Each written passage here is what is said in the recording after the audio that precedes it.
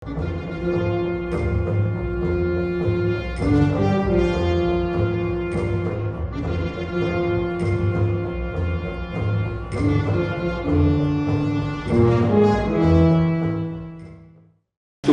Geertz, como lo quieren llamar, antropólogo, etnólogo, que más o menos a mediados de los 80 escribe un texto que se llama Conocimiento Local, un libro de ensayos que se llama Conocimiento Local, y uno se lo dedica a algo que llama él los géneros confusos.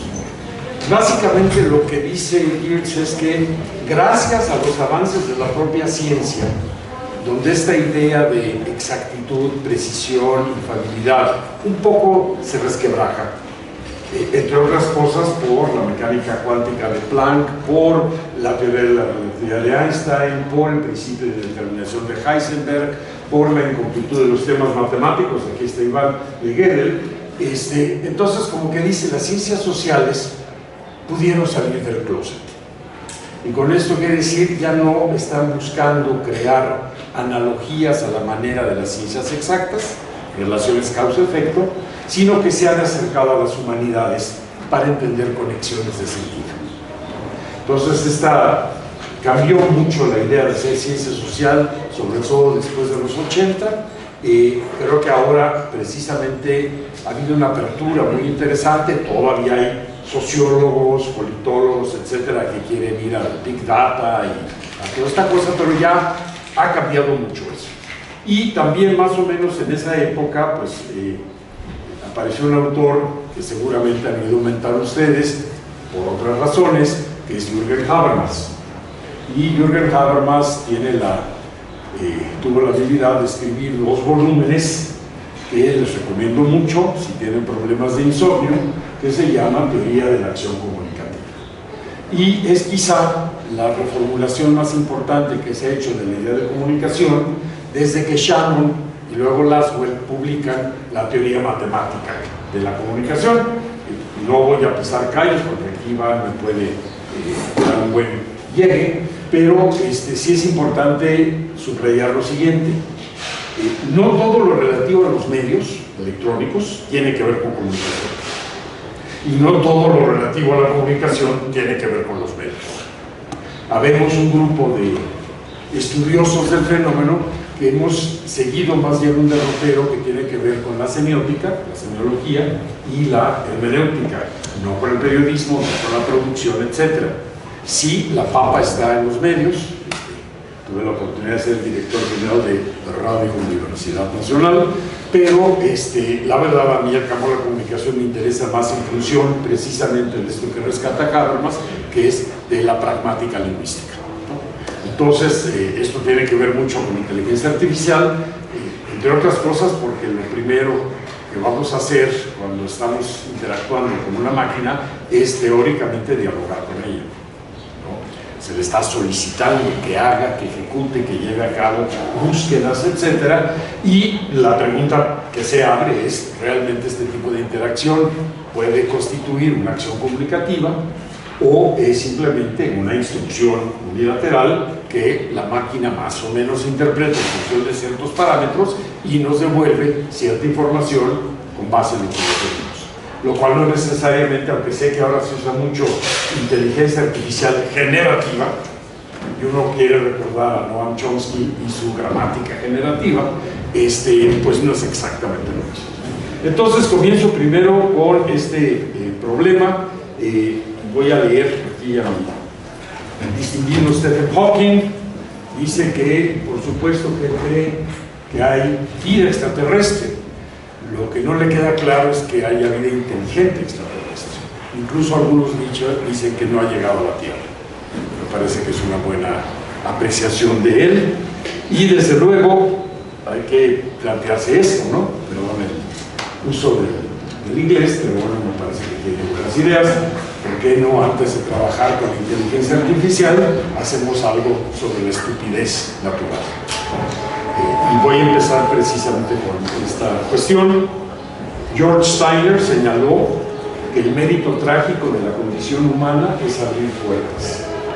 Lo hemos visto en el desarrollo de la química en general y la petroquímica en particular, en el desarrollo de la energía nuclear, la biotecnología y más recientemente en la llamada inteligencia artificial. Agregaría la idea de Steiner que una vez abiertas esas puertas y cruzado su umbral, ya no hay camino de regreso. Ni aquellas se pueden volver a cerrar. No podemos desinventar lo que hemos inventado y estamos obligados a coexistir con nuestros propios descubrimientos e invenciones en un proceso de adaptación crecientemente complejo. Y como señala Walter Benjamin en los ensayos que integran el libro Iluminaciones, no hay forma o expediente de civilización que no lo sea al mismo tiempo de barbarie. Todavía no sabemos bien a bien cuáles pueden ser las consecuencias positivas y las consecuencias negativas de la llamada inteligencia artificial, pero sí sabemos las de los otros desarrollos. A los usos y beneficios que la química industrial, la energía nuclear y la biotecnología han tenido, también hay que contraponer sus opuestos dialécticos. La contaminación de los océanos, las islas de plástico que son tan grandes como un continente y que afectan el ciclo natural de la vida marina y terrestre, la amenaza de la destrucción masiva de las armas atómicas y el riesgo de manipulación genética que podría ser el principio casi nacionalsocialista de una población genéticamente manipulada. Creo que sobre estos gradientes hay que preguntarnos qué pasa con la inteligencia artificial y cuáles son sus posibles implicaciones, tanto positivas como negativas. Tecnología y bioética, y vamos precisamente de esta cosa que llamamos del cerebro humano al cerebro artificial o Central Processing Unit. La idea de una máquina, o más correctamente, de un mecanismo capaz de pensar, es decir, de aprender de su propia actividad, incluyendo sus errores, aparece implícitamente en los primeros trabajos de Alan Turing de 1936, que preceden lo que será el desarrollo de las primeras computadoras, y explícitamente en 1950, cuando publica su primer trabajo sobre los procesos de pensamiento y los sistemas de cómputo electrónico. Creo que hoy nuestro cerebro tiende a parecerse más a esta imagen que a un cerebro propiamente. Y es en este trabajo de 1950, no sé si vieron el código Enigma, pero retoma precisamente eso, es en este trabajo donde plantea la famosa pregunta sobre si las máquinas pueden pensar y donde sostiene la hipótesis de que aun cuando una máquina no piense igual que una persona, no quiere decir que no pueda pensar. Yo agregaría, pero tampoco quiere decir que piense. Pues, pero no tengo la posibilidad de hacérsela a Turing, ya se nos fue. Propone entonces, a manera de un juego de imitación, que recordarán, a lo que se conoce como la prueba de Turing, que consistía, grosso modo, en que una persona entablaría una conversación con otros dos jugadores, uno de los cuales sería un cerebro electrónico. La idea de valerse del lenguaje ordinario para sostener un diálogo común y corriente sobre temas, la idea era valerse del lenguaje ordinario para sostener un diálogo común y corriente sobre temas limitados. Si el evaluador no podía distinguir las respuestas del cerebro electrónico de aquellas del otro jugador humano, podría decirse que la máquina había superado la prueba. Del otro lado, de aquí está precisamente Computer Machinery and Intelligence y su texto famoso, así se llama la película en inglés, The Imitation Game. La idea de valerse del otro lado del Atlántico, entre 1952 y 1955, Arthur Samuel creó el primer programa para enseñar a una máquina electrónica a jugar ajedrez, que fue perfeccionado hasta lograr precisamente lo que Turing quería, que la máquina aprendiera de sus errores y fuese capaz de elaborar respuestas por sí misma. Pero no fue sino hasta 1956 cuando Samuel y John McCarthy organizan el primer seminario en torno de lo que acuñaron como inteligencia artificial durante el encuentro de verano de la Universidad de Dartmouth en Estados Unidos. Entonces me parece importante detenernos aquí nada más para recordar algo. Este concepto de inteligencia artificial hoy está muy de moda, en buena medida gracias a ChatGPT y toda una serie de plataformas que pueden ustedes consultar, pero es más viejo que yo. No, entonces es Es decir, estamos hablando de un concepto que tiene más de medio siglo. Lo que pasa es que antiguamente, precisamente, todo lo que tenía que ver con cómputo y demás era algo secreto, oscuro, lejano.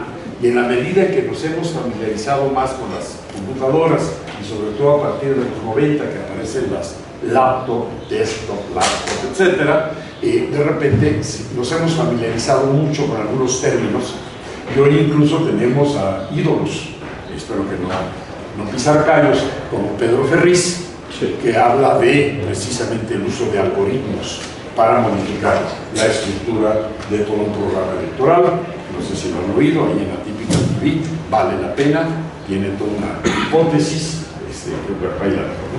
Pero ahora usamos con, digamos, cierta ligereza toda suerte de términos, ¿no? Programas, algoritmo, inteligencia artificial, y vale la pena siempre reconstruir históricamente de dónde viene esto para saber dónde estamos parados, ¿no? A partir de ese encuentro, los trabajos relativos al desarrollo de programas orientados a fomentar y mejorar lo que desde la psicología cognitiva se define como metáfora computacional, el juego de la imitación, con base en el principio de que el cerebro humano cuenta con un sistema de procesamiento de datos análogo al de una computadora digital. Entonces es muy interesante, quizá debería ser al revés. El cerebro de una computadora digital imita en algunos sentidos la operación del cerebro humano, pero lo imita además de una manera en que no tiene distractores. Porque uno luego se siente a escribir la tesis, aquí con el doctor Priani van a ver, ahí está una víctima, y estás trabajando en tu tesis, permiso, estás pensando, China, que llevar al perro veterinario, no pagué la renta, me duele el coxis, como se me antoja un cigarro. Entonces como que hay muchos distractores en el cerebro humano. No ocurre lo mismo en un cerebro computacional, que puede hacer una tarea o varias tareas de manera mucho más rápida que nosotros, porque no tiene ningún tipo de distractores. Estamos hablando de un concepto de la inteligencia artificial y consecuentemente de un campo problemático que ya tiene más de 67 años de antigüedad. Sin embargo, no ha sido sino hasta recientemente, gracias al desarrollo de las computadoras de uso cotidiano y sobre todo del desarrollo de las plataformas digitales en las redes electrónicas, también llamadas redes sociales, que el tema de la inteligencia artificial ha permeado entre los usuarios de estas redes, ofreciendo un servicio que cualquiera puede emplear, el de una consulta sobre prácticamente cualquier tema. Creo que siempre es sano hacer uso de una pausa y tomar cierta distancia histórica respecto del objeto, a fin de no repetir algunas de las fechorías epistemológicas en las que mal que bien han incurrido ciertas disciplinas, como por ejemplo ciertas corrientes de las ciencias de la comunicación.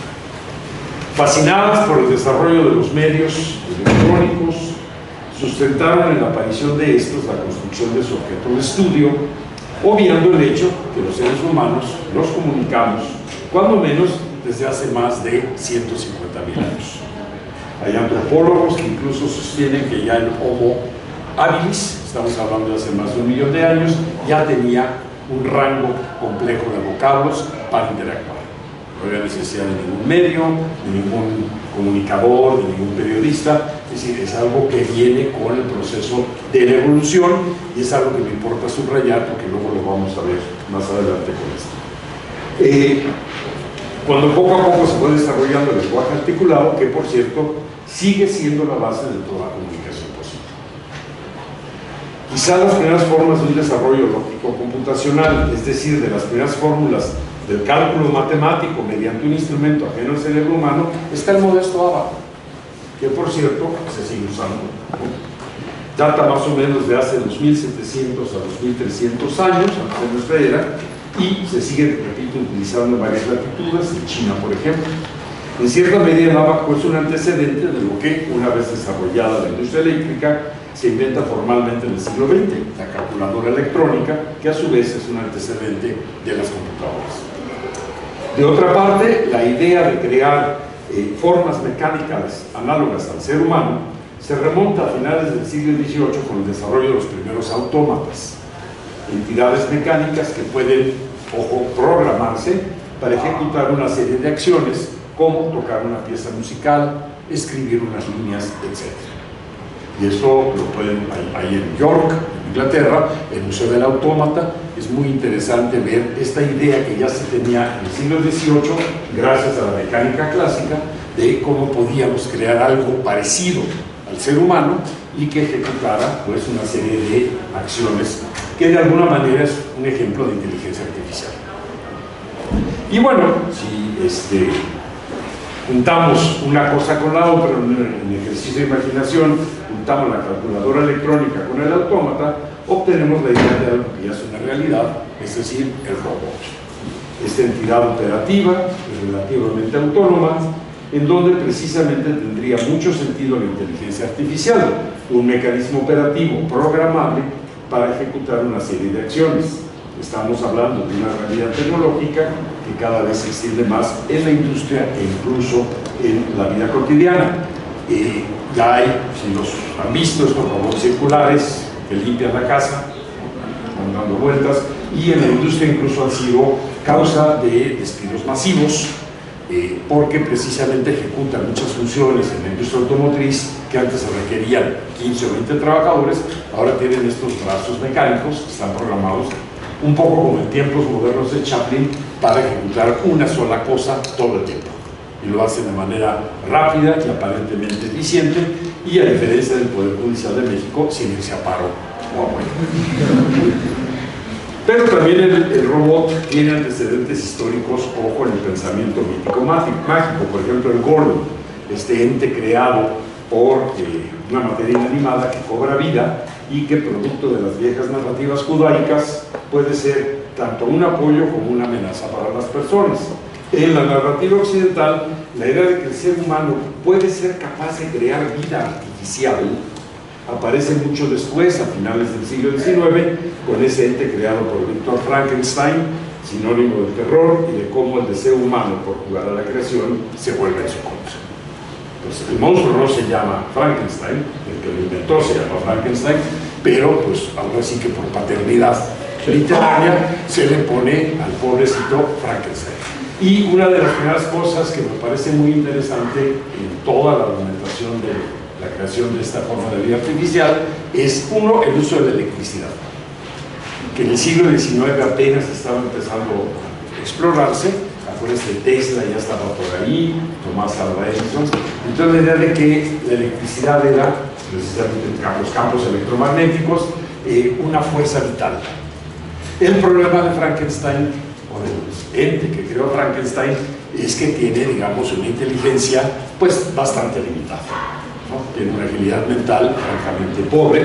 Entonces, ¿qué pasó con la inteligencia artificial? Una cosa es dar vida orgánica a algo, y otra cosa es hacer que esa vida piense, ¿no? Ciertamente, en la narrativa de Mary Shelley sobre el ente creado por Víctor Frankenstein, aquel no se distingue por su buena apariencia ni por su agilidad mental, pero en Revista y Roma alberga una remota semilla, además, con la biotecnología. Lo cierto es que hoy existen las condiciones técnicas para crear vida humana como tal.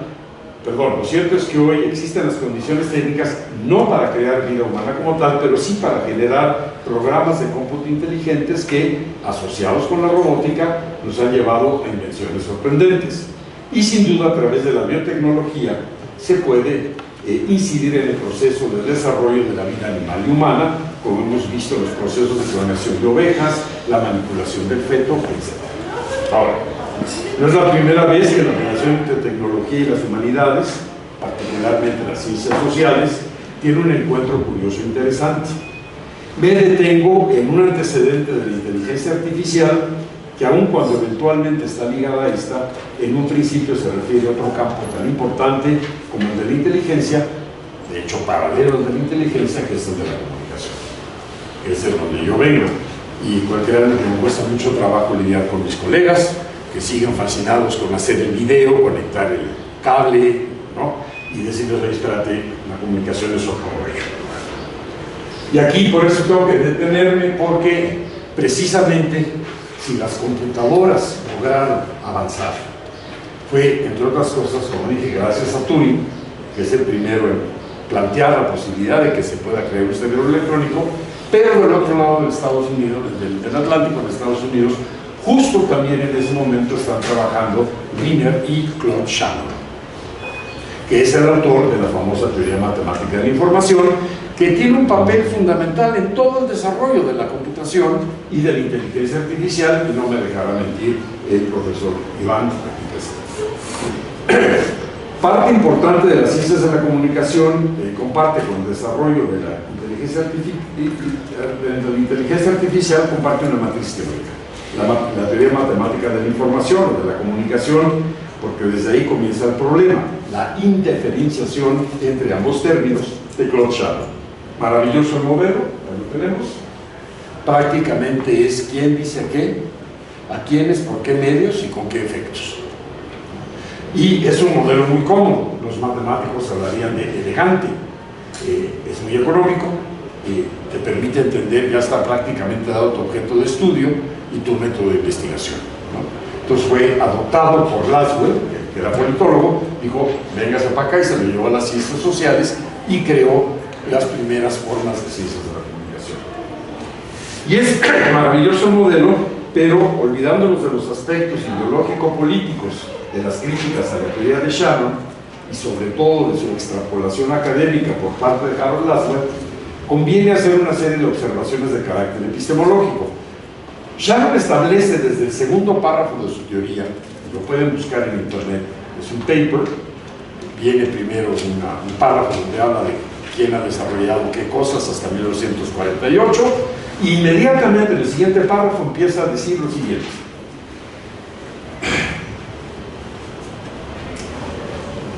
Dice que el problema de la transmisión-recepción de mensajes por un medio tecnológico es el problema central de la comunicación. Lo dice textual.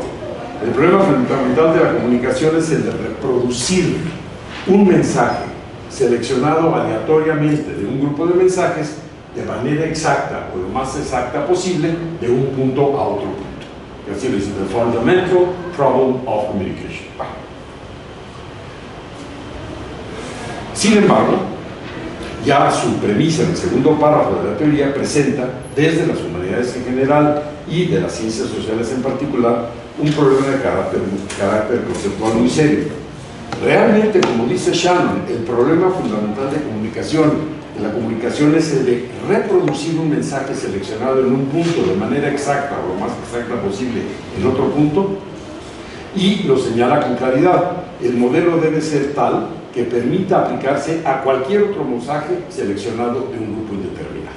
Pero, ¿no acaso sería un problema todavía más fundamental no la reproducción, sino la producción del mensaje? Porque digo, pues ahí tengo ya los mensajes, pero ¿de dónde salieron? ¿Quién los hizo? ¿Con qué intenciones? ¿Desde dónde? ¿Bajo qué perspectiva? Entonces sí, yo puedo reproducirme, pero primero alguien me tuvo que producir. Entonces, la primera cosa que yo le diría a Claude Shannon, with all due respect, es, Claudio, primero el problema fundamental de la comunicación es cómo se producen los mensajes. Y ahí entonces sí ya empezamos a pisar el terreno pantanoso de la semiótica, la hermenéutica y la lingüística. Ya estamos en otro territorio. Bueno, porque para poder reproducirlos, pero hay que producirlos, no surgen por generación espontánea ni están dados ahí como cosas naturales. Es decir, y aquí soy muy kantiano, ¿cuáles son las condiciones de posibilidad para la producción de cualquier mensaje? ¿Quién produjo esos mensajes? ¿Para qué? ¿Con qué intención? Y sobre todo, ¿qué implicó la producción de los mensajes? Inevitablemente lo primero que tendríamos que reconocer es que la forma básica y más común que precede a todo mensaje, de hecho está entreverado con él, es la lengua, lenguaje, y cuando nos topamos con esto, nos topamos con la esencia misma del humano y de lo social. Sin lenguaje no hay pensamiento y al revés. Aquí estoy citando a un filósofo y lingüista polaco, se me fue en este preciso momento el nombre, es un problema ya de Alzheimer, pero voy a recordar todo, que dice una cosa: Nosotros no pensamos en términos abstractos y luego abrimos un closetcito ahí en el cerebro y sacamos las palabras para vestir nuestros pensamientos. Pensamos en un lenguaje y desde un lenguaje. Y esto es fundamental, no solo por lo que está diciendo él, sino me parece muy claramente, lo dice Wittgenstein cuando señala en el Tractatus, los límites de mi lenguaje significan los límites de mi mundo. Y posteriormente, en investigaciones filosóficas, cuando dice, disculpen, pero el lenguaje no es un instrumento, el lenguaje no es una herramienta, es un modo de ser, es una forma de vida. Entonces ahí hay un problema que nos liga con, suena muy payaso, pero ustedes están en la facultad adecuada para discutir esos temas, es un problema relacionado con la ontología, más que un problema de técnicas de operación, ¿no? De ahí dos puntos claves. No dudo que haya lenguajes artificiales o mejor, formas especializadas de articular los mensajes de tal manera que garanticen una claridad matemáticamente exacta de su enunciado. Pero el problema del lenguaje natural ordinario es justamente ese, que nada garantiza que lo que uno quiso decir es lo que uno realmente acaba diciendo. Y más aún, que lo que uno dijo es lo que se entendió. O sea, ojalá la comunicación fuera tan fácil como quién dice qué a quién, por qué medios, etc. La bronca, y lo ven ustedes cuando redactan algo, una cosa es tener la idea de lo que quieres escribir y otra cosa es escribirlo. Por eso el lenguaje está lleno de muletillas como es decir, de otra manera, en otras palabras, para que quede más claro, para que mejor me entiendan, porque no necesariamente estamos 100% seguros que lo que estamos diciendo o lo que queremos decir es lo que estamos diciendo. Y luego, para colmo, que se entendió. Porque ese es precisamente el gran problema de la comunicación. Y ahí va a aparecer ese ente nefando que se llama Jürgen Habermas. Nada más, si ustedes, algunos de ustedes han visto este programa que se llama The Big Bang Theory, la gran aspiración de Sheldon es no tener que repetirse, es producir enunciados que sean perfectamente claros y cuyo contenido, el sueño del positivismo lógico, sea empíricamente comprobable o refutable. De lo contrario, se enoja. Por ejemplo, no puede hablar con Penny, se enoja con Leonard, con Wolowitz, y bueno, desprecia a Wolowitz además por ser ingeniero. De ahí dos puntos claves. La comunicación es posible gracias a la agencia del lenguaje y todo lo que éste implica en términos neurofisiológicos en relación con la estructura del cerebro humano, que por cierto es la estructura de materia más compleja del universo. Y aquí cito a Luis M. Gutiérrez, neurobiólogo ligado al Consejo Superior de Investigaciones Científicas de España, no sé si ya estamos por acá, el cerebro humano se presenta como la estructura natural más compleja que conocemos y que permite a la materia preguntarse por sus propios orígenes, dotando con ello al universo de autoconciencia. Este problema de la autoconciencia es fundamental precisamente para distinguir la complejidad de la inteligencia humana, con eso incluyo también el lenguaje, de cualquier otro tipo de inteligencia o, para ser más precisos, de cualquier otro tipo de habilidad mental para resolver problemas inmediatos. ¿No? Cuervos, pulpos, elefantes, perros, gatos tienen capacidades intelectivas impresionantes, al punto que muchas veces decimos, lo único que le falta a mi perro es hablar. Precisamente, esa es la bronca, ¿no? Que no habla. Lo que no tienen es autoconciencia ni la capacidad de objetivar su pensamiento en términos dialógicos. Y aquí entro ya con el problema central del lenguaje. Y habría que preguntarnos esta cuestión de la dialogicidad. ¿Por qué? La capacidad de hablar de dos entes distintos es precisamente intercambiar, confrontar, contrarrestar, incluso podríamos llamar, es una especie de esgrima de las palabras. Eso lo señala con mucha claridad Jürgen Habermas cuando precisamente está analizando el problema de la teoría de la acción comunicativa. Aquí el problema es este: Una cosa es construir una relación dialógica a partir de dos horizontes personales distintos, y otra cosa es esperar una respuesta de, digamos, una instrucción que se le da a un ente, a otra persona. En ingeniería computacional, etcétera, y para los que les guste el rock me entenderán quizá mejor, existe mucho, y se adoptó mucho en comunicación, el término de feedback, como si fuera respuesta. Creo que en electrónica el feedback se refiere a la señal que rebota y regresa a su fuente de origen, siendo la misma señal. No es que haya una respuesta, no es que sea otra señal, es la misma señal. Y digo a los que les gusta el rock porque recordarán a Jimi Hendrix, que precisamente lo que hacía era acercar su guitarra eléctrica al amplificador, estaba conectado el cable, entonces producía estos efectos de inducción, de feedback, que eran parte de todo su espectáculo. Y en términos biológicos, la idea de feedback, y esto se refiere a Maturana y otro biólogo chileno, se refiere a la capacidad que tiene un organismo para adaptarse a un entorno cambiante. No es necesariamente un principio dialógico. El principio dialógico, y ustedes lo sabrán mejor que yo, realmente hay que entenderlo desde Platón. No es otro el sentido de los diálogos de Platón. Esta idea de la mayéutica, donde yo puedo afirmar algo, y entonces, ¿qué es lo que hace Platón? Empieza a cuestionar lo que yo afirmé. Me hace dudar de mi enunciado y me obliga a revisarlo y a replantearlo en otros términos. Yo, por eso lo acabaron matando al pobre de Sócrates en Cicuta, que podía, ¿no? Pero es muy interesante esta idea de que se trata de dos horizontes. Gadamer utiliza el término, esta idea de fusión de horizontes. Y eso sería, en principio, la idea de comunicación. No tanto la de que yo dé una instrucción y tú la atiendas. Eso lo puede hacer un militar en el ejército, lo puede hacer un médico con una enfermera, pero incluso un maestro con sus alumnos, lean de tal a tal página y me entregan el reporte la próxima semana. Pero eso en el estricto sentido no es comunicación, es dar una instrucción y ustedes la pueden entender. Bueno, entonces, la pregunta que podríamos hacernos es, ¿realmente la inteligencia artificial tiene autoconciencia? Podríamos decir que, más allá de la capacidad de llevar a cabo ciertas operaciones programadas de manera rápida y certera, pero acá le estoy pasando a este rollo escolar, y ahorita vamos a eso, un cerebro electrónico tiene un cierto grado de autoconciencia. ¿Existe tal cosa como el self-awareness digital?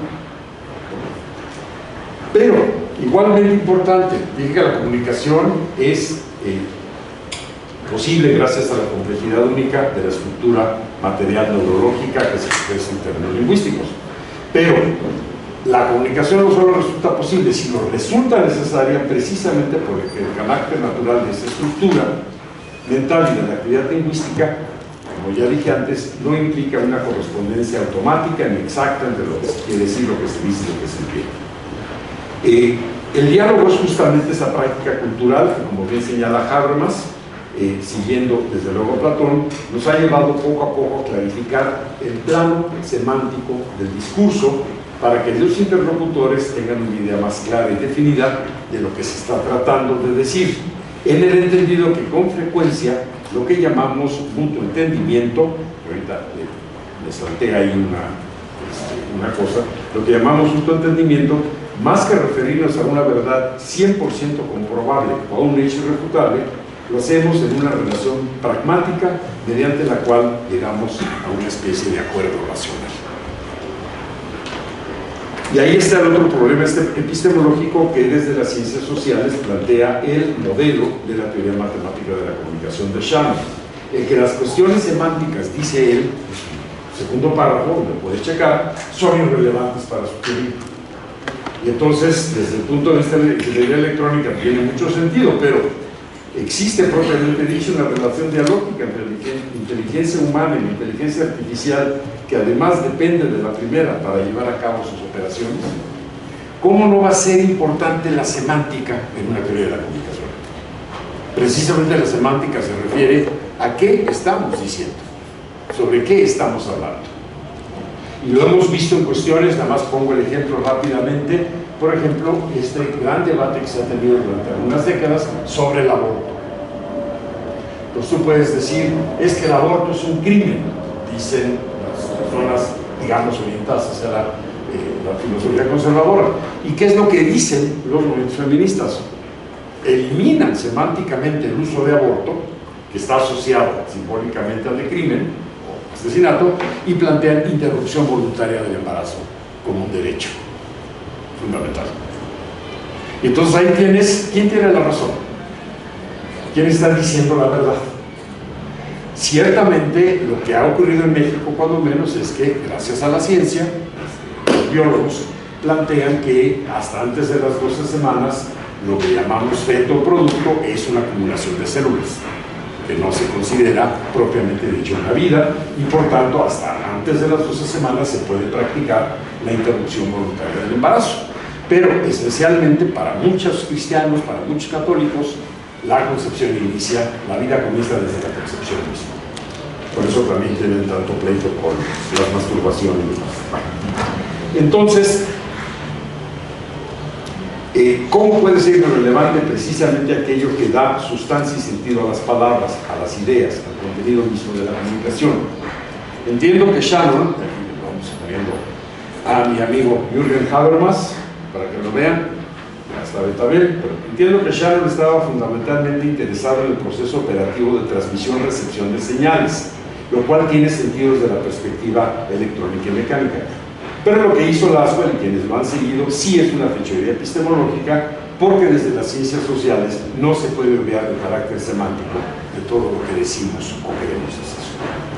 Y este reduccionismo tecnológico, por sorprendentes y eficaces que sean las máquinas y las tecnologías digitales, ya voy a acabar, es lo que resulta preocupante desde el punto de vista de las humanidades.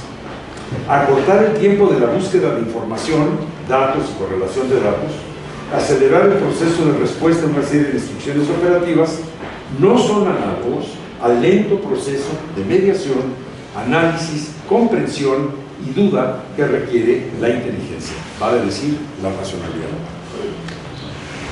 Aquí nomás cité un poquito antes el tema de la disposición sistemática de la comunicación, que señala muy bien Habermas, que se refiere precisamente a esa indeterminación semántica en la que frecuentemente estamos. Yo puedo afirmar una cosa y tú entendiste otra, y la única forma de aclararnos uno al otro lo que yo quise decir y lo que tú entendiste es precisamente a través de más diálogo, ¿no?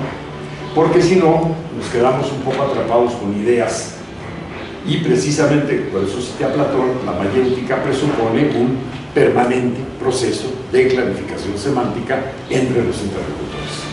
Mi pregunta, otra vez, yo no tengo respuestas, pero mi pregunta ¿es eso lo que hacemos con un programa de computación cuando le pedimos que nos busque información sobre algo para hacer un ensayo, o que de hecho produzca el ensayo? Yo hice la prueba en ChatGPT, por cierto, del debate entre Cassirer y Heidegger en 1929 en Davos, Suiza, y fue la cosa más sintética, reducida y absurda posible, ¿no? O sea, sí te da un referente muy básico, pero bueno, vamos a ver ya un poquito más adelante esto.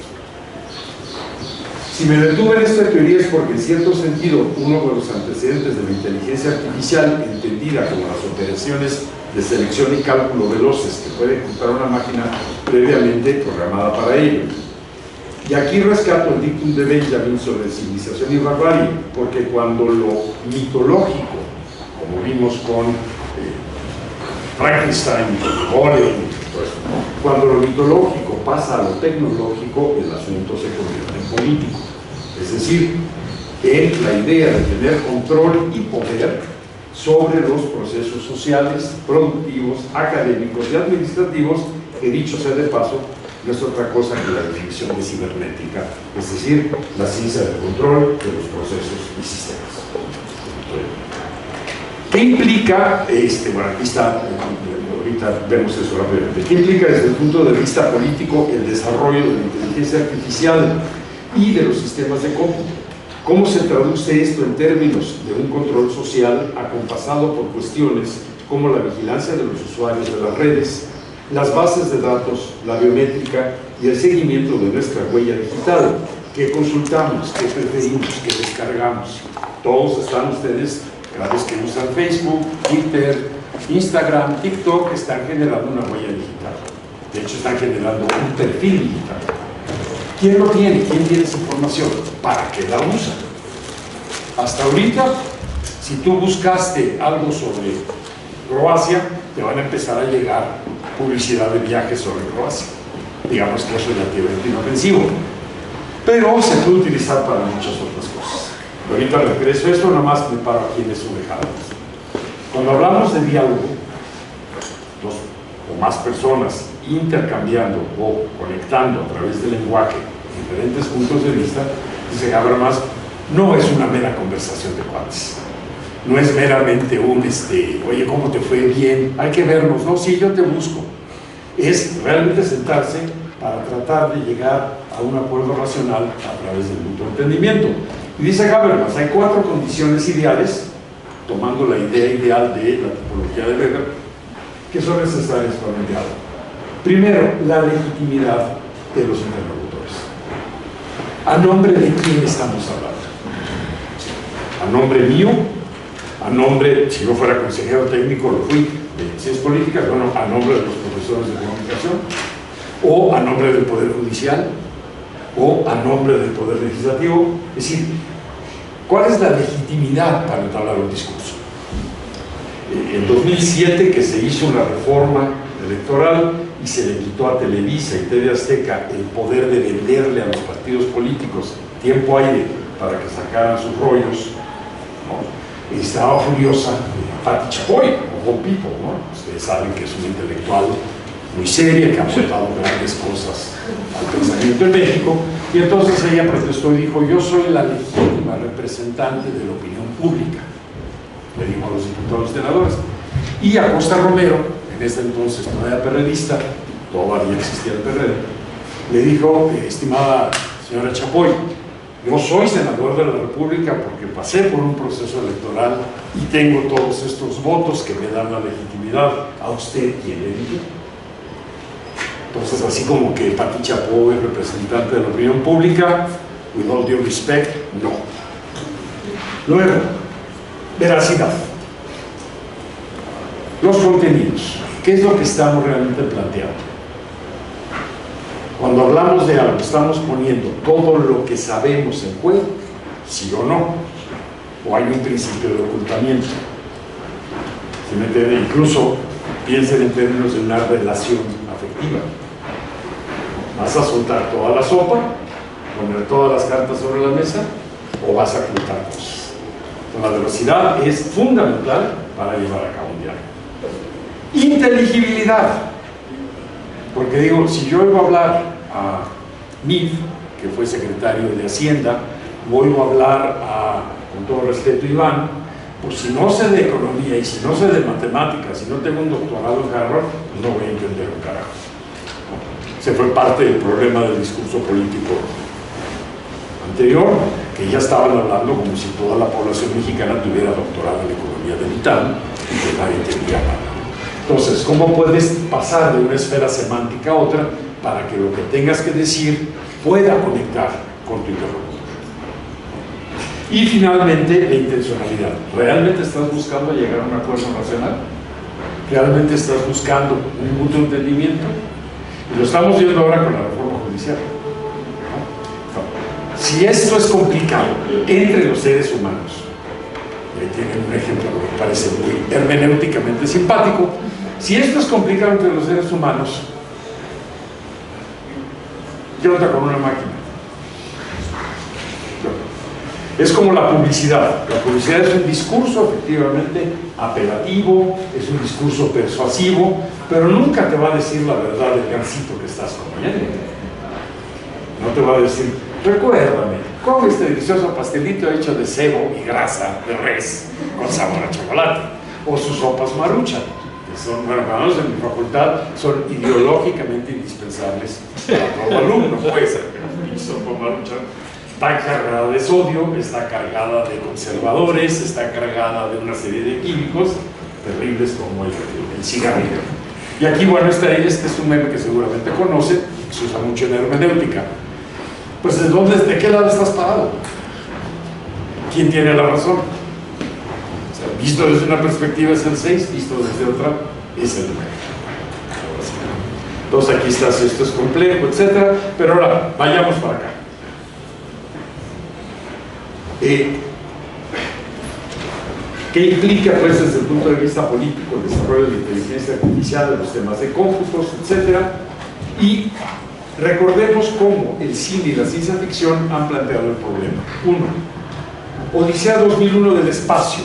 No sé si vieron esa película, 1968, Stanley Kubrick. Es la primera vez que vemos una computadora, en estricto sentido, controlando las acciones de humanos.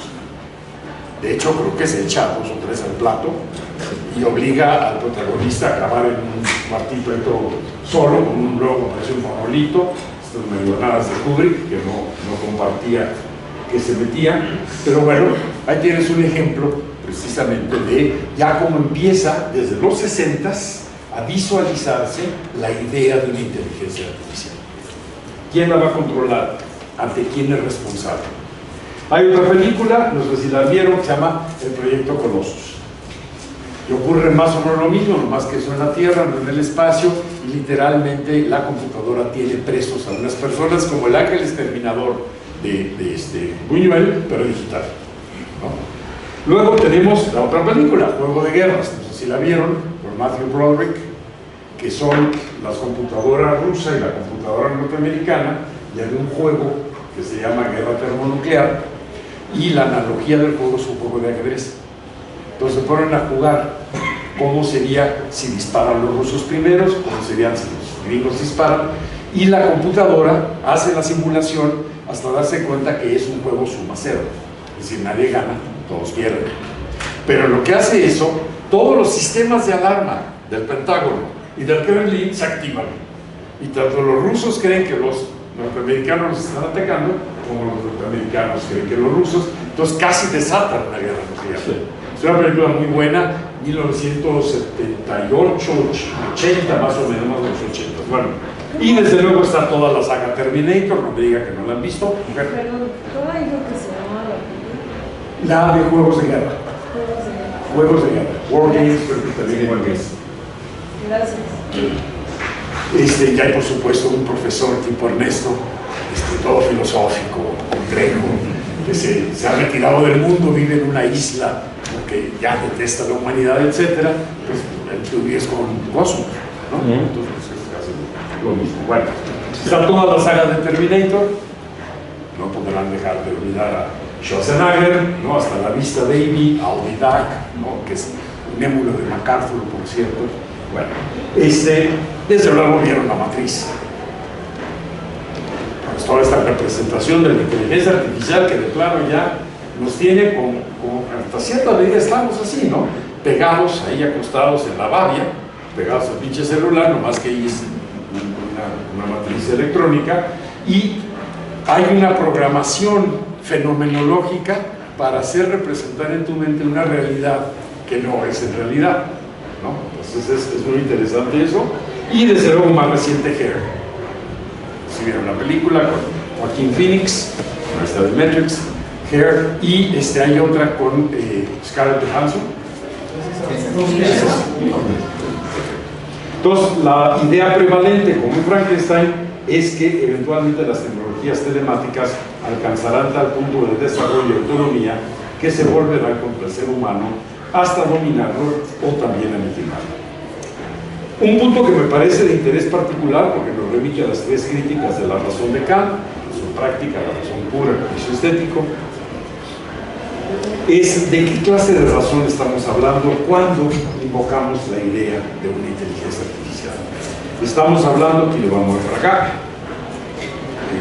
ahora sí, estamos hablando de una racionalidad pura, capaz de pensar en términos de infinito y de categorías como tiempo y espacio, o de una racionalidad práctica capaz de llevar al plano tecnológico lo que concibe la razón pura. Piensas en la distancia que separa y al mismo tiempo une a Einstein con Oppenheimer. Definitivamente no creo que estemos hablando de cuestiones ético-normativas, es decir, aquellas que son las que más importan y afectan a las personas. No es lo mismo las posibilidades operativas de la biotecnología, por ejemplo en Jurassic Park, que los temas que ocupan a la bioética. Entonces yo no sé si la inteligencia artificial puede siquiera visionar o plantearse ese tipo de problemas. Y es que hay un punto que dejo sobre la mesa para la reflexión. No puede haber inteligencia sin vida, sin la experiencia histórica y consciente de la vida, y no puede haber vida sin evolución. La inteligencia es la respuesta específicamente humana a los retos de adaptación que nos plantean los procesos evolutivos. Según Scolari, ahí está.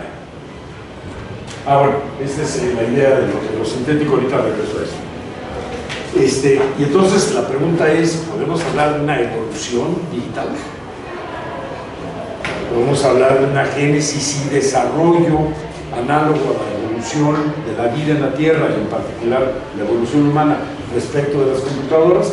¿O estas son el producto precisamente de la actividad humana, de la evolución humana, y son una extensión, como quisiera precisamente McLuhan, de esa actividad?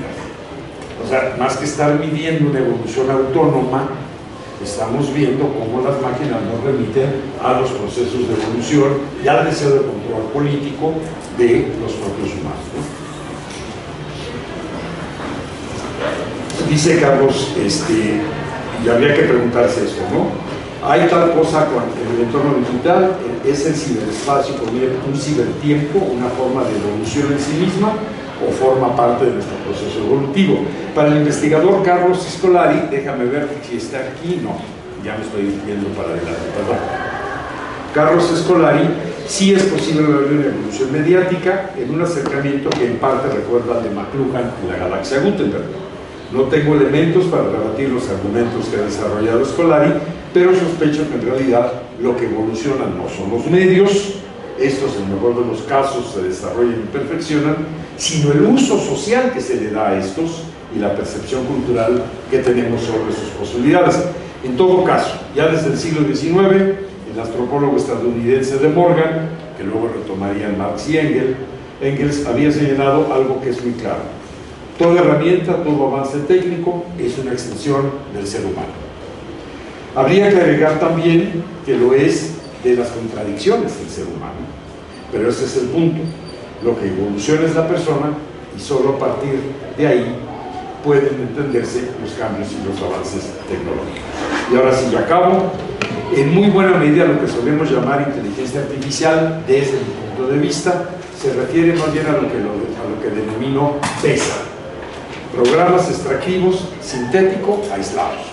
Es decir, son programas que con base en las instrucciones que se les den, digamos, escribe un problema sobre la Luna como lo haría Jorge Luis Borges, buscan exhaustivamente todas las referencias posibles de la obra de Borges que ya existen en la red, que alguien, un ser humano o varios seres humanos, subieron a la red.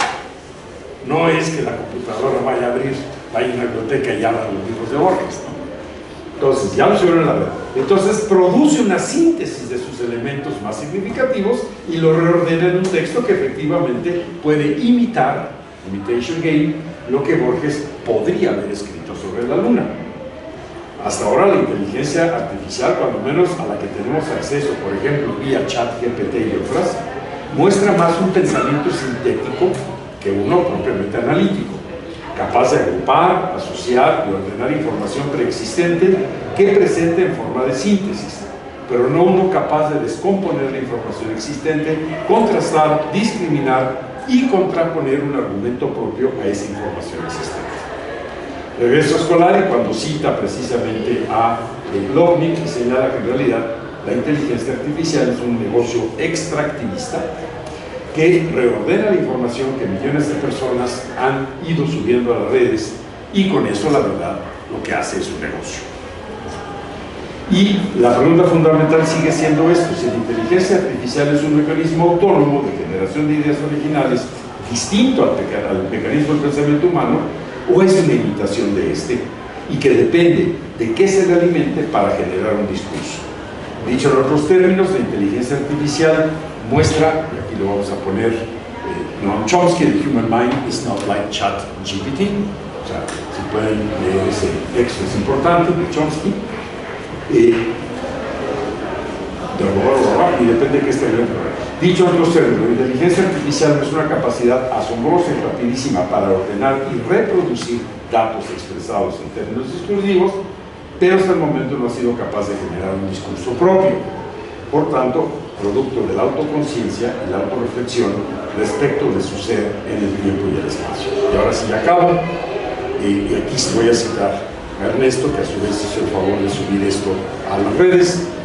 En este sentido, me quedo con lo que el investigador especializado en términos de tecnología y humanidades, Pablo Sanguinetti, señala en su texto Tecnohumanismo por un diseño narrativo y estético de la inteligencia artificial, y ahí está, es esto, no lo puedo crecer, pero lo leo rápidamente, o si se alcanza a verlo también.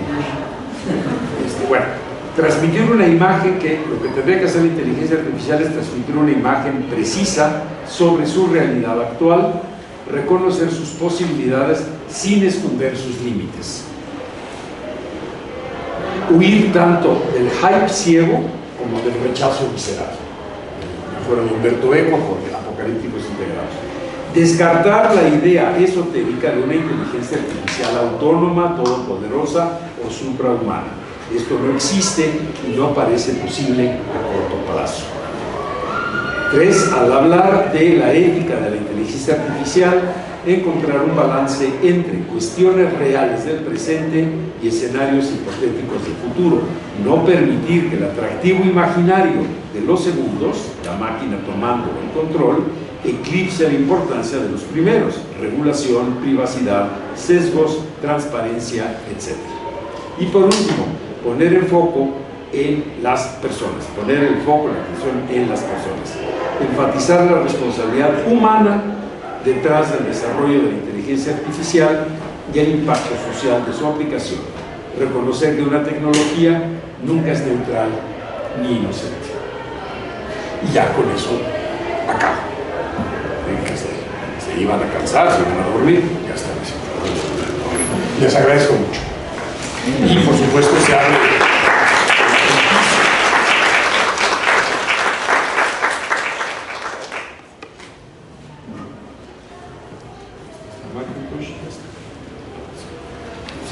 Muy bien, pues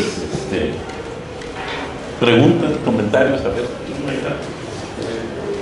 Sí, tú. Yo me quedé con la duda en esta parte de producir y reproducir mensajes.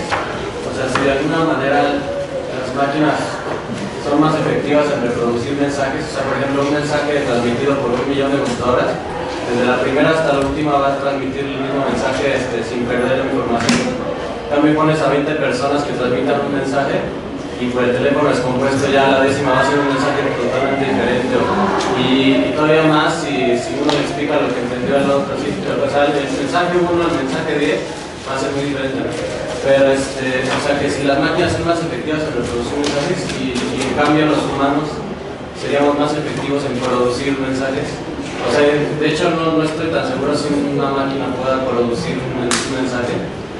O sea, siento que los que programan las inteligencias artificiales pues ya ponen ciertos códigos que la misma máquina lo reproduce, pero producir justo algo con autoconciencia propio, creo que todavía no. Y en el caso de los diálogos, de dialogar con una máquina, o sea, creo que un humano al dialogar con ChatGPT o una inteligencia artificial, en verdad está dialogando con los creadores de esa máquina, ¿no? O sea, por ejemplo, si hay un artículo que dice los 10 mejores libros del mundo y entonces le preguntas al chat ¿cuáles son los 10 mejores libros del mundo? Y el programa hace los algoritmos necesarios para tomar ese artículo que escribió un humano. Entonces estás dialogando con el que escribió ese artículo, no tanto con la máquina. Eso que dices es muy interesante, es precisamente el punto.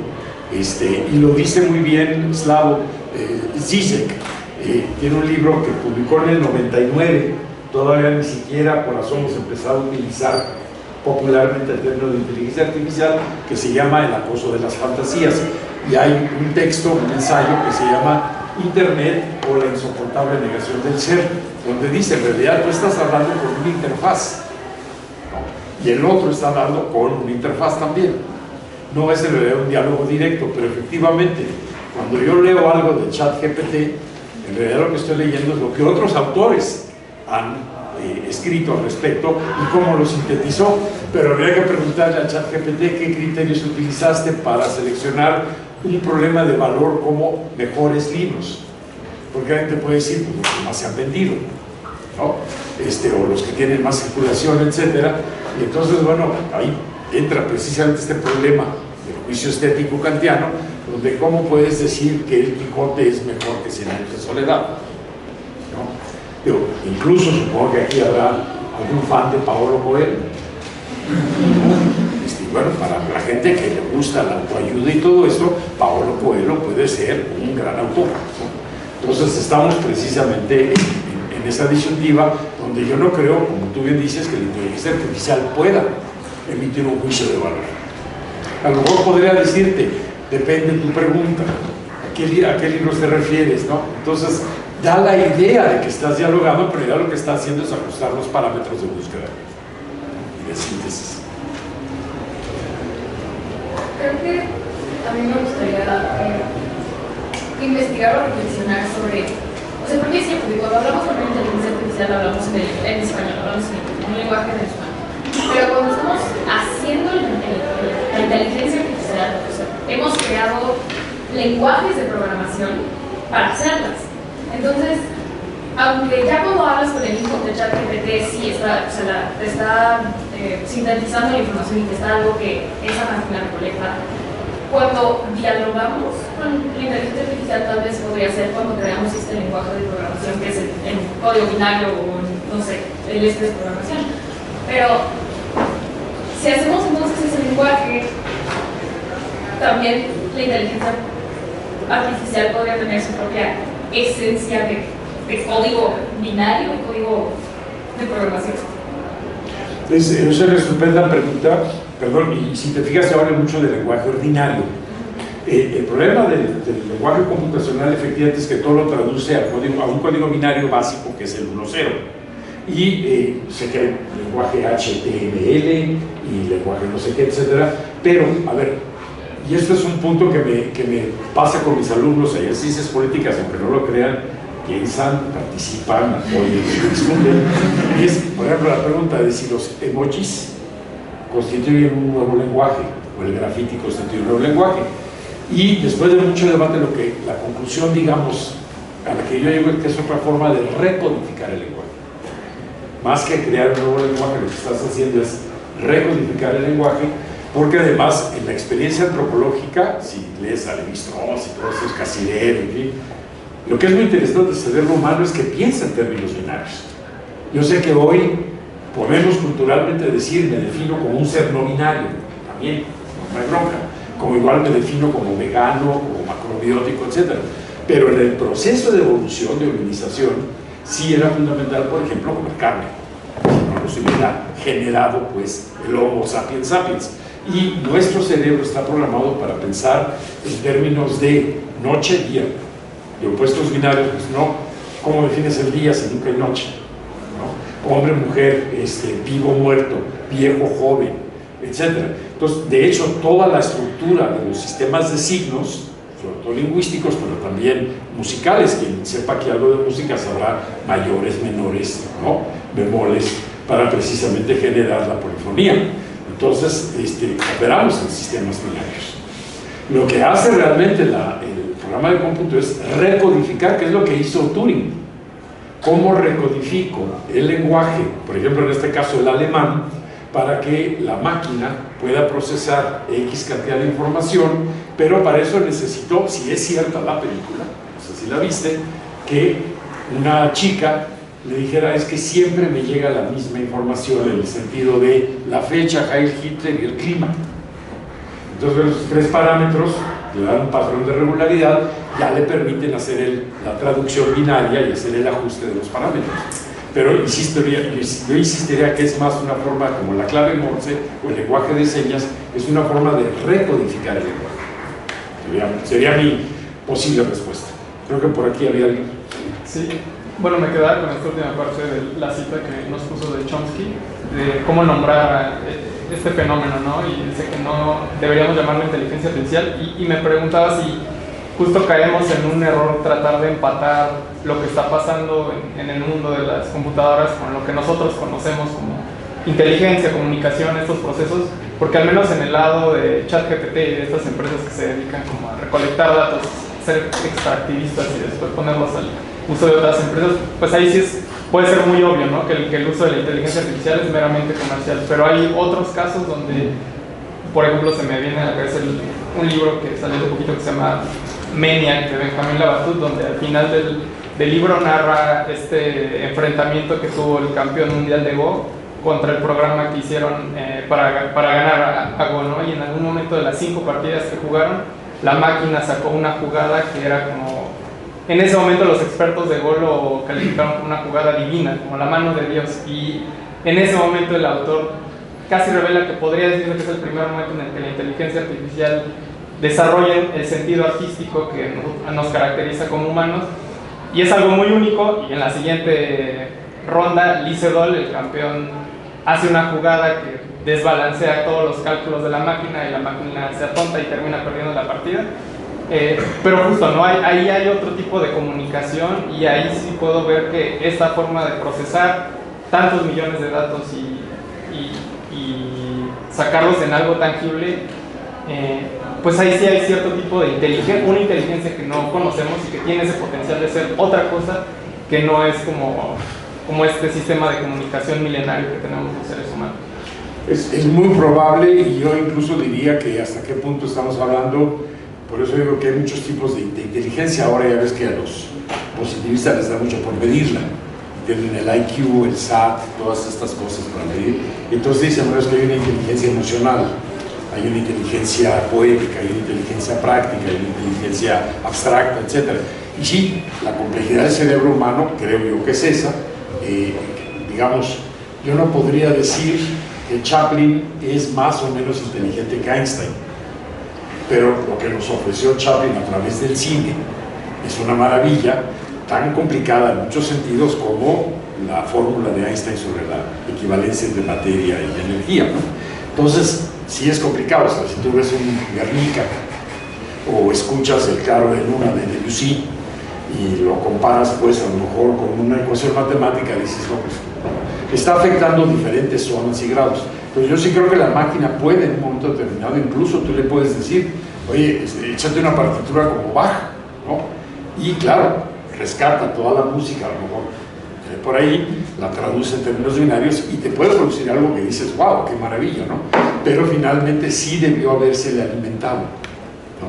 Entonces, no sé hasta qué punto esa jugada divina que dices que hizo la máquina fue producto realmente de un momento de imaginación, de inventiva, o que dentro del rango de miles de posibilidades que tenía, optó por esa, ¿no? Porque haz de cuenta, el ajedrez, que digamos, ahí, a diferencia del dominó, yo soy más fenomenológico dominó, porque ahí te toca la suerte, un poco entra un factor. En cambio, en el ajedrez están todos parejos. Ahí sí es quien tiene mayor capacidad de previsión de las jugadas que el otro va a hacer, para anticipar, etc. Entonces yo no sé hasta qué punto en este caso fue algo parecido, ¿no? Que tiene un rango, porque no, digamos, hay muchas formas de jugar ajedrez, nadie ha escrito la forma definitiva, ¿no? Cada rato encuentras gente que llega y hace jugadas que dices, ¿y ahora de dónde salió esto? Entonces sí es una pregunta muy interesante, y yo repito, no sé, la idea de los ciberorganismos, los cyborgs, que es todo el discurso de Terminator, pues ya tenemos muchas veces una serie de productos tecnológicos incorporados a nuestro cuerpo, y ya a los perros les podemos poner el chip, ¿no? Para seguirlo, dónde va, si se lo roban, etc. ¿Quién quite mañana precisamente se habla de eso, ¿no? Que hay un chip donde vienen todos tus datos biométricos, tipos de sangre, etc. Por si hay un accidente, inmediatamente te pueden detectar. ¿Hasta qué punto ahí hay una fusión entre una realidad cibernética y una realidad humana? Entonces, yo insisto, yo no tengo respuestas, creo que son preguntas muy válidas, pero, repito, hasta lo que ahorita conocemos, lo que ahorita utilizamos comúnmente como inteligencia artificial, yo no utilizaría el término como tal inteligencia. Pero es, repito, es más poner en duda las cosas que afirmar categóricamente. Sí, pues a mí me interesa lo que menciona mi compañera sobre cómo se habla con el código, porque como tú dices, lo recodifica. Es algo muy interesante. Por ejemplo, cuando ejecutas un programa, digamos, en C, tiene que pasar como por varias capas. Sí. Primero lo transforma a assembly y luego lo transforma a código blanco. Me parece muy curioso que ahora la computadora tiene que pasar por varios lenguajes, varias formas de interpretar la información. Y es muy interesante, porque nosotros ahorita ya en día, pues los programadores de hoy usan programas que son high level, porque ya todo está muy abstracto. Ya no, bueno, ya ves cosas como loops, etcétera, que te ayudan a básicamente poder trabajar con capas más altas. Me parece algo muy interesante. Y otra cosa que me gustaría mencionar es cómo yo también creo que no llamaría a ChatGPT inteligencia por el hecho de que no puedes saber si algo está mal o bien en cuanto a la información. Y pues hemos visto mucho este fenómeno que se llama como alucinación. Es cuando yo le pregunto a ChatGPT, no lo sé, cuéntame sobre la reforma judicial. Y como, bueno, tiene un límite de información, o sea, su dato de entrenamiento es como, creo que es como 2 minutos, no va a saber de qué está hablando, entonces se va a inventar algo. Como los alumnos de posgrado.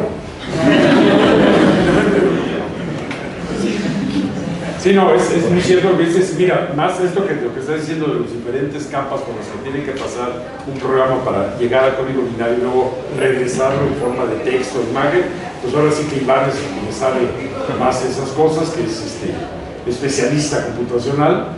Yo en lo personal le tengo mucho respeto a estas cosas, las quiero, me caen muy bien, pero por ejemplo yo no soy de los que tienen sus cosas en la nube.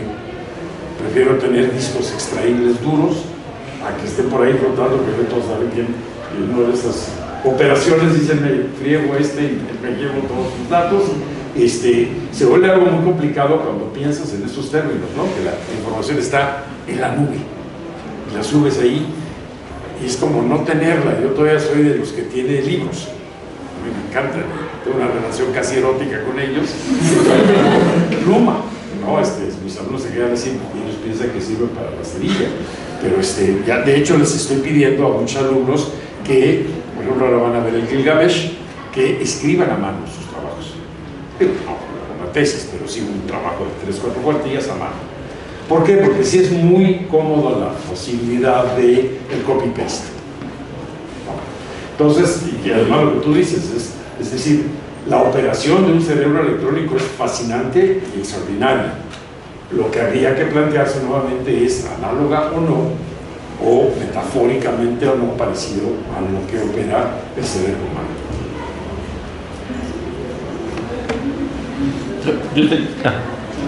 No, adelante. Pues a mí, como que sacar un poco conclusiones de lo que se ha dicho, siento que, por ejemplo, la programación de inteligencia, porque encuentras un límite en las reglas lógicas, ¿no? Y parecería justo que la inteligencia humana, digamos, porque la define o la clase especial, tiene que ver con cosas que no se limitan a relaciones lógicas, ¿no? Como se suele creer que si alguien muy inteligente es alguien que piensa lógicamente, ¿no? Pero más bien, justo lo que caracteriza a nuestra inteligencia es como el poder crear, ¿no? Como digo, o sea, por ejemplo, como solo puede crear haciendo relaciones lógicas entre lo que ya existe. De lo que ya existe, pero justo como que parece que nuestra inteligencia se caracteriza por algo que va más allá de esas puras relaciones lógicas, ¿no? Yo creo que sí. O sea, y quizá uno de los aspectos más interesantes, vemos mucho antropología y una materia que yo doy que se llama Lenguaje, Cultura y Poder, y empezamos viendo muchos cursos de antropología. Cuando uno ve las pinturas rupestres que son de hace 36.000 años, más o menos, Altamira, Lascaux, o sea, si te fijas, en términos evolutivos es nada. Si tú comparas cuánto tiempo tardaron los dinosaurios en desarrollarse y en extinguirse, entonces tú ves, estos hace 36.000 años, todavía no había escritura, pero ya había pintura. Y lo que se ha encontrado en las cuevas es que probablemente las comunidades que las usaban, al prender una fogata, ya había dominio del fuego, ya habría algún tipo de comunicación inteligente para decir quién va por la leña, quién caza el mamut, quién hace eso, o sea, algún tipo de organización social, división social del trabajo, consecuentemente alguna forma de poder. Pero estoy pensando yo, imagínense en la noche discutir lo que había, o hablar de lo que había sido la cacería, si alguno había muerto o había salido herido, y entonces la fogata, no sé si han visto en una chimenea, en una fogata, cómo juega el fuego con la luz y las sombras. Ahora imagínense esto proyectado contra el fondo de la cueva, que prácticamente podría dar la impresión de que esos animales se estaban moviendo, de que lo que se estaba narrando está ocurriendo, una forma de producción audiovisual básica. Y quizás lo que es interesante del hombre es que dice, del ser humano, ok, puedo hacer este efecto, ahora, ¿cómo lo controlo? Y, por ejemplo, llegamos finalmente en el teatro griego a la Deus Machina, ¿no? Que es ya un aparato donde aparecía, estamos hablando de los griegos antiguos, aparecía colgando un personaje que llegaba a resolver algún conflicto en la obra de teatro, que es precisamente lo que estás diciendo, esta inteligencia que es mucho más creativa, generativa que reproductiva. Aunque sabemos que muchos alumnos y muchos maestros también, que son ávidos del plagio, pues reproducen, ¿no? Más que no firmen, pero bueno. Creo que ya Yo nada más quería hacer una consulta. El libro que usted citó antes, perdón, se me acaba de olvidar. Cuando menciona que tenemos esta relación, ¿no? con la inteligencia artificial, pero acabo de olvidar cómo era, ¿qué era? Facilidad, la fantasía, no sé qué. Ah, el acoso de las fantasías. El acoso de las fantasías. De Zizek, Z-I-Z-I-K, con un triangulito ahí. Se ven. Sí, no, era esa consulta porque... Estaba en el siglo XXI editores. Porque siento que al menos actualmente a nivel paradójico se están volviendo más comunes estas relaciones parasociales que empiezan tanto por redes sociales con personas que conoces personalmente pero no puedes tener en persona, y se traspasan a inteligencias artificiales que reproducen mensajes no solo de los creadores que ellos parametran este tipo de mensajes, sino de los mismos usuarios que se retroalimentan en este masivo deep learning a las múltiples conversaciones que han tenido para reproducir estos mismos mensajes aplicados a una respuesta a lo que uno está escribiendo de una forma instantánea. Entonces, esta fantasía se retroalimenta y los usuarios se hacen más constantes en estas conversaciones y son más fluidas las respuestas. Pero tú lo has dicho, es una como relación parasocial que genera un paralogos también, un discurso paralelo. Y ese es un tema que luego sería padrísimo tratar, que es el de la posverdad. Y de esta idea de si la máquina, por ejemplo, puede mentir. ahí había otra pregunta y luego ya. Sí. Tengo otra pregunta. A partir de lo que dijo mi compañero, de que si podemos considerar la inteligencia como este aspecto creativo, pensando en la literatura experimental que se está haciendo con inteligencia artificial, sí, o sea, a partir de una base de datos va tomando frases, tachos, lo que sea. Cadáveres exquisitos digitales, por así decirlo. Sí, por así decirlo. Pero incluso los humanos cuando creamos sabemos, y esto es parte de la paradoja del arte, que nada en sí es original, que todo viene de otras cosas. Entonces, si tomamos nada más ese concepto de inteligencia como la parte creativa, la literatura experimental y estos programas que están haciendo estos cuentos o estos cadáveres exquisitos, ¿podríamos llamarlos inteligentes? Es una buena pregunta y valdría, por ejemplo, desde mi punto de vista, valdría la pena escribir un ensayo partiendo de esa premisa, ¿no? Yo diría que efectivamente nada es de todo original, pero por ejemplo, hasta antes del Quijote como tal, no se conocía la forma novela, ¿no? Y hasta antes de Joyce, cuando hace cómo modifica pues la estructura o el extranjero de Camus, donde realmente no hay trama, ¿no? Entonces, sí hay todo esto que tú estás diciendo, y a mí me parece que es un tema a investigar muy interesante. Podría ser un proceso. Yo insisto, yo no, obviamente, ni por asomo tengo respuestas. Lo que tengo son muchas dudas. Entonces, eso es lo que me mueve a acercarme. Es filósofo. Un tiempo. Cuando también pensaba como en la imaginación, pienso en la palabra como milagro. porque, o sea, los humanos y las inteligencias artificiales tenemos entrenamiento, ¿no?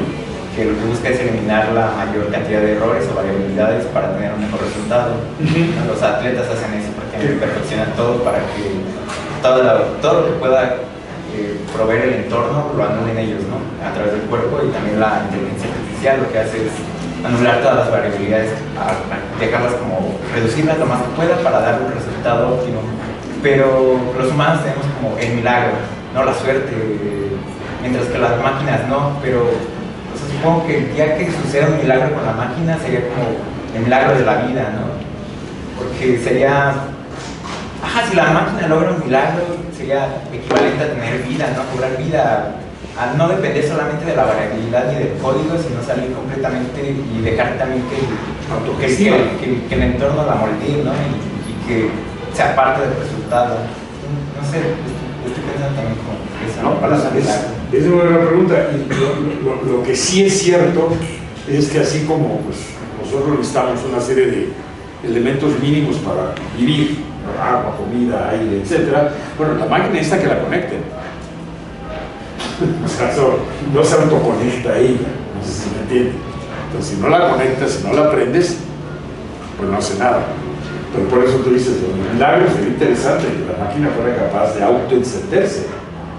Entonces sería, wow, así sería milagroso y equivaldría a un acto de vida.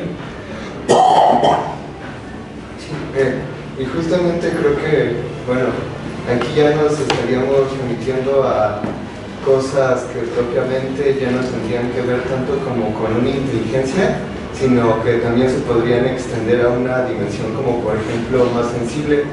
Y no recuerdo como el nombre del robot, pero leía que pues ya había como un robot como capaz de buscar energía por sí mismo. Ajá. Y lo hacía como alimentándose de moscas. Okay. Entonces es como esto, de que pues incluso no sé qué tanto, ahorita que hablábamos del acto de creación, el acto de creación sea algo como propio de la sensibilidad, ¿no? Y como dado que las máquinas, por así decirlo, no tienen una dimensión sensible, son incapaces como de poder crear. Y hasta qué punto si podemos incorporar como estas prótesis como en las máquinas que de cierta manera las puedan hacer como sentir algo, se podrían como desarrollar otros procesos que no son específicamente lógicos, matemáticos y como en esa función. Bueno, es interesante lo que dices, no va sobre una cosa concreta, más el robot de alguna manera lo hemos dotado a imagen y semejanza del humano, o sea, le damos extremidades, ¿no? Cabeza, movilidad, etc. La máquina es, no. O sea, no, a veces parecería la desgraciada que sí piensa, y cuando más prisa tienes para acabar algo, se descompone, o se traba el programa, o y entonces esta está viva. Ghost in the Machine, diría de Police, ¿no? Pero no tiene mal. ¿No? O sea, que a veces dan ganas de romperla, pero no se puede. ¿Tú querías contar? Sí, pero ¿qué pasa cuando este proceso no es como creativo o es reproductivo a la vida, sino lo que pasó en Corea, que una máquina, bueno, una inteligencia artificial que operaba en tareas administrativas se decidió desconectar y atribuyen al hecho a que se suicidó? No sabía ese dato porque era muy interesante y tendría que ver precisamente con esta idea de lo emocional. Ahora, sí sabemos que los programas se pueden saturar, ¿no? Y de repente la máquina se para, ¿no? Tanto así como desconectarse. Es lo que asimilan porque no está, o sea, porque no había una saturación, sino porque había trabajado de manera pues constante y de manera efectiva durante este periodo de tiempo. Simplemente se atribuye a que realmente la máquina de forma consciente decidió ya no trabajar. Pues es un tema interesante, no conocía el caso, será cosa de estudiarlo y verlo. Igual por ahí hubo un hacker que metió mano, no lo sé, pero sí, bueno, pudiera darse el caso, no lo sé. Y ese era presente el argumento de HAL, el servicio del espacio, era que la máquina ya podía tomar decisiones sobre la conducta y la vida de las personas que le deben conectar. Pues no sé, doctor. Acá. Comparto. Ahorita me surgió de que en algún momento de la conferencia con esta frase de que el cerebro humano es lo más complejo del universo, que bueno, yo también creo eso. Bueno, a lo mejor hay otros cerebros más complejos que otros, pero o sea, en el universo conocido. En esta parte, o sea, ¿por qué los creadores de inteligencia artificial empiezan a crear símiles del cerebro humano, que es el más complejo de todos los cerebros animales conocidos? Y no empezar por las inteligencias menos complejas, o sea, de empezar a replicar inteligencias, no sé, de una bacteria, de un insecto, de un ave. ¿Y por qué empezar así justo con lo más complejo que hay? Y que si por sí es muy difícil estudiar el cerebro humano, reproducirlo, crearlo, pues ya es muchísimo más complejo. O sea, ¿por qué empezar justo haciendo inteligencias artificiales que intenten crear poesía, que intenten hacer un partido de ajedrez, que intentan hacer una imagen así, y no empezar con recrear cerebros de un ratón? Es una pregunta muy buena, y hay un meme que sube ahí que ya no lo pude meter en la presentación, pero dice una persona: yo lo que quiero es que la inteligencia artificial haga el lavado de platos y de ropa por mí para que yo pueda escribir poesía y teatro, y no al revés, que yo me ponga a escribir, a lavar y todo para que la inteligencia artificial.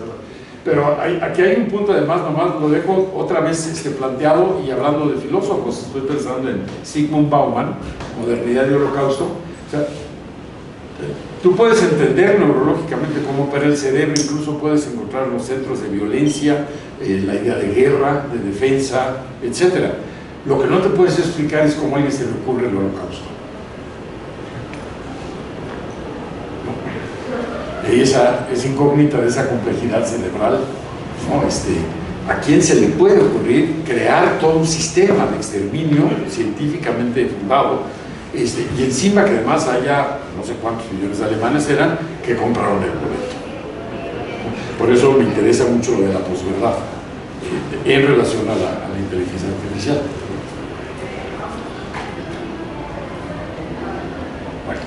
Yo nada más tenía una pregunta. O sea, ya le pregunté a ChatGPT que si, de acuerdo con la teoría de Habermas, el diálogo que tengo con él es un diálogo, y coincide contigo. Que no. Okay. Pero entonces, ¿qué clase de diálogo es? Es decir, ¿qué estamos experimentando?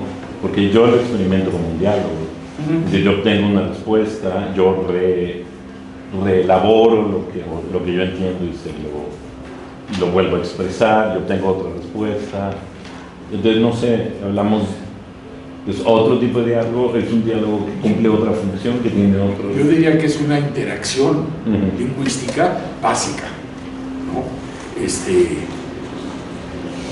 Creo que todos hemos experimentado, los que tienen pareja, ¿no? Que de repente por alguna razón, o tú, o ella, o él, está molesto. Entonces, ¿qué tienes? Nada. Y entonces inmediatamente sabes que tiene algo. Yo no sé, por ejemplo, si tú tradujeras o trasladaras eso a una interacción con ChatGPT, si entendería lo que está pasando.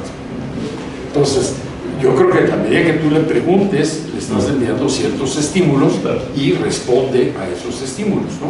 Como el perro, como siempre, de manera más compleja. No, hay perros que hacen cosas extraordinarias, maravillosas, ¿no? Que dices, este cuate, de veras, solo le falta hablar. A los huskies medio hablan, pero sí es un problema ahí de no toda interacción lingüística necesariamente es comunicativa, que sea lógica, ¿no? Eso queda claro. Repito, un general que le da la orden a sus capitanes de tomar un cerro o lo que sea, pues, tú como capitán no te pones a interpelar al general, ¿no? Puedes sugerir o bajita la mano, pero no es algo que esté previsto en la interacción dialógica, si no, no se gana la guerra, ¿no?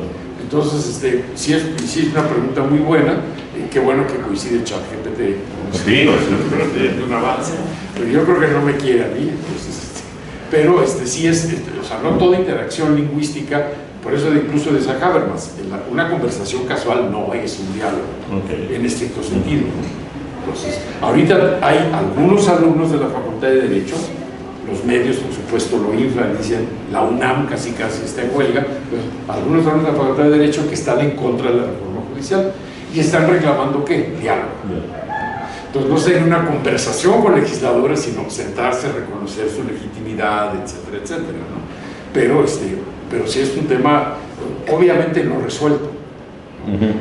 Tiene 2 volúmenes Habermas y luego tiene otros donde él mismo cuestiona lo que está diciendo y sigue avanzando. Yo creo que el problema de la comunicación, insisto, es que no se puede despegar del lenguaje ni del pensamiento, ¿no? Y es una actividad que parezca increíble a veces, pero es una actividad inteligente. Perdón, es un poquito la cabeza. Ya, es la última. Pero, ¿el diálogo interior existe?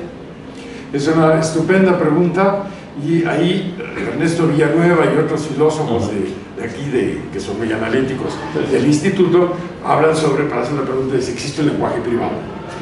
¿No? La respuesta, hasta donde yo sé, es que no existe un lenguaje privado, pero el diálogo interior, finalmente, al tú utilizar el lenguaje, que no es una creación tuya, precisamente, estás trayendo al mundo en el lenguaje. Incluso te estás apelando a ti mismo. Piensa en una oración, ¿no? O en una meditación, ¿no? Estás pensando en Dios, y eres creyente, entonces ahí está tu interlocutor. Pero aún si es este monólogo interno, finalmente lo estás haciendo en términos lingüísticos y tú no creaste el lenguaje.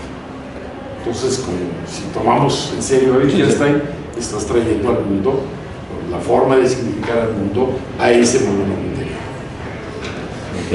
Estás dialogando con muchos otros, ¿no? Además de que todos tenemos potencialmente la cosa de ser esquizofrénicos. Creo que ya hay otro pregunta. Muchas gracias.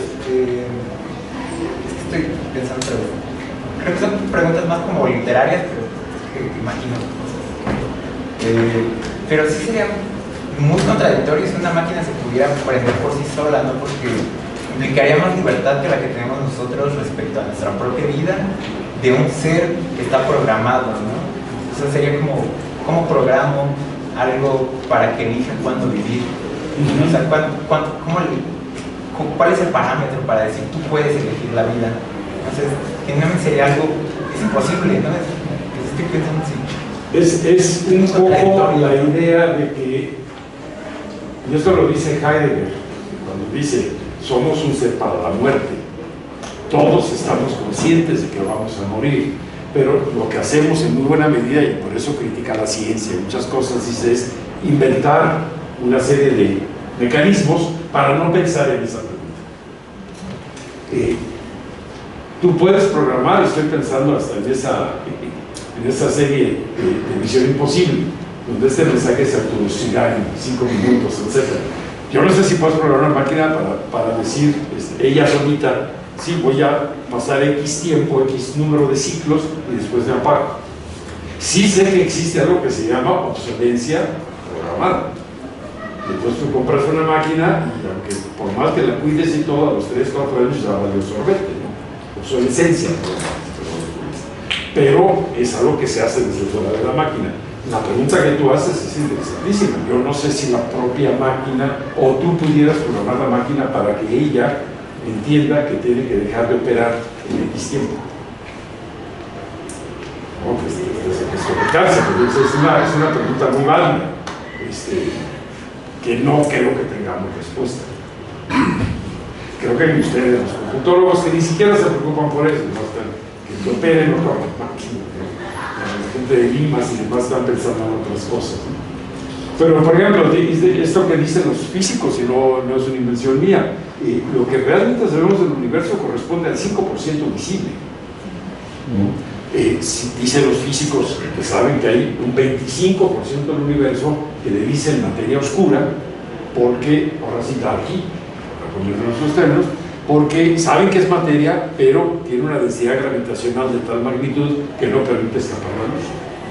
Y el 70 y tantos % restante no tienen idea de lo que es. Le dicen energía oscura por llamarle de alguna manera, pero yo estoy leyendo en físicos y más, te dicen realmente no sabemos qué es esa gran mayoría del universo. Entonces realmente, por ejemplo, sería interesante hacer esa pregunta a la computadora: ¿de qué está hecha la antimateria y la materia? En fin, no sé, sería cosa de hacer las pruebas con ChatGPT, pero lo que va a hacer es simplemente ir a lo que ya está publicado al respecto y hacer una síntesis más o menos valiosa, supongo, de este tema. Muy bien, pues muchas gracias, Felipe, por la presentación en la conferencia de hoy. Y bueno, por recordarles, me acabo de dar cuenta que pusimos